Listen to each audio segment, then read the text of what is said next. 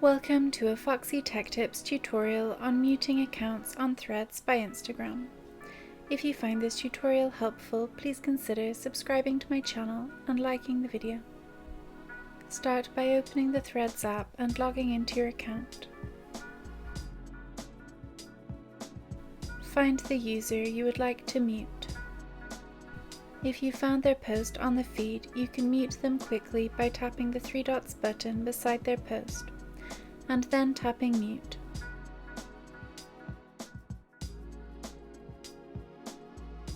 On the pop-up, select Mute Posts to confirm it. You can also mute people from their profile page.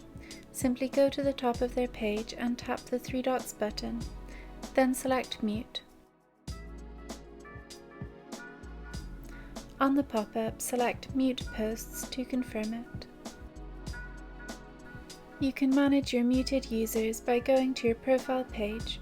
Once there, tap the globe icon at the top left of the screen. Select Muted from the menu. This will show you a list of your muted users on Threads. You can easily unmute them from here if you wish. And that draws an end to this tutorial. Please like the video if you found it helpful and subscribe to Foxy Tech Tips for more Threads tips and tricks.